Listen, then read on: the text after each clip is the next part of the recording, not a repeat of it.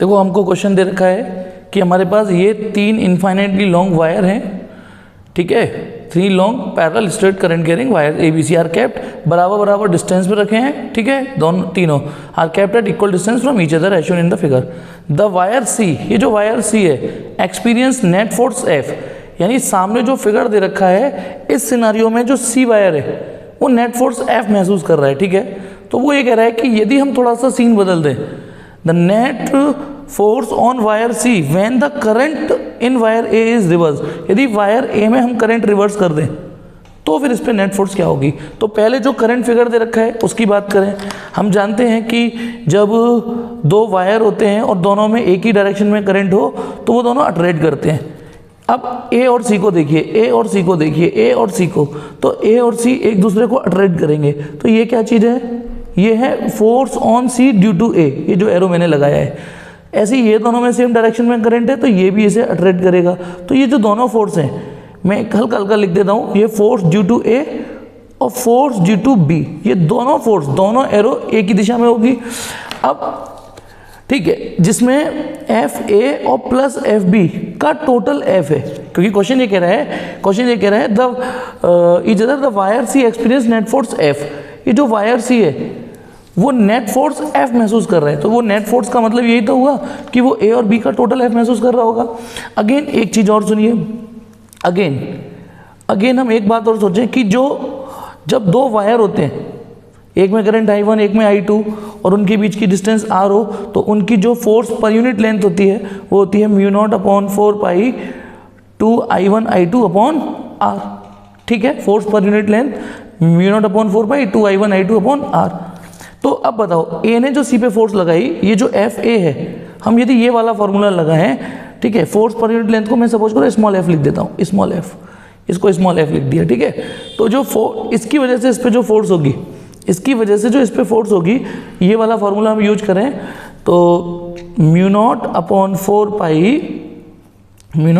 पाई 2 ये वाला 2 ये वाला R ये वाला R I1 I2, तो एक में 2I करंट फ्लो हो रही है और एक में I करंट फ्लो हो रही है। होप कि आपको ये वाला FA समझ में आ गया होगा।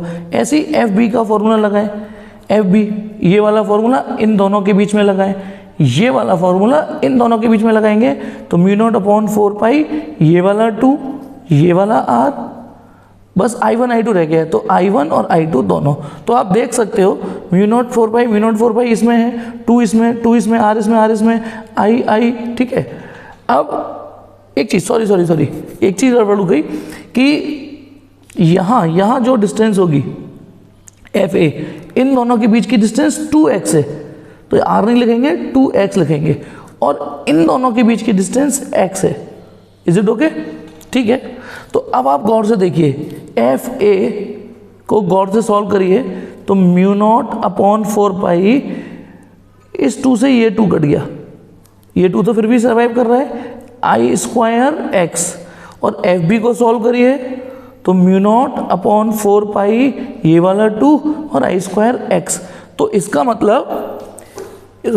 मतलब कि ये जो दोनों फोर्स हैं ये इक्वल आ रही है, ये दोनों फोर्स इक्वल आ रही हैं, और ये दोनों फोर्स इक्वल हैं और सेम डायरेक्शन में है, इक्वल हैं और सेम डायरेक्शन में है, ठीक। अब सीन क्या है, सीन वो चेंज कर रहा है, सवाल पढ़ते हैं, the net force on wire C when the current in wire A is reverse. यानी सीन को यदि हम ऐसे बनाएं कि ये जो वायर है A B C, ठीक है, A और C में तो करंट वैसी ही रहे जैसे थी B में और C में, बस current in wire A is reverse, तो इसकी करंट को हम रिवर्स कर रहे हैं। तो अब क्या होगा, B C को अपनी ओर अट्रैक्ट करेगा एज इट इज, क्योंकि ये दोनों में सेम डायरेक्शन में करंट है, तो ये तो अट्रैक्ट करेगा फोर्स ड्यू टू B, लेकिन ये इसको रिपेल करेगा। अब रिपेल करने लग जाएगा क्योंकि अपोजिट डायरेक्शन में करंट हो गई। अब दोनों हम ये भी साबित कर चुके कि इक्वल हैं, FA और FB इक्वल हैं, तो इसका मतलब यदि हम A में ये सीन क्रिएट हो गया तो ये दोनों इक्वल एंड अपोजिट हो जाएंगी, कैंसिल हो जाएंगी, नेट फोर्स ऑन C 0 हो जाएगा, तो इसमें ऑप्शन आएगा 0। होप कि आपको समझ में आया।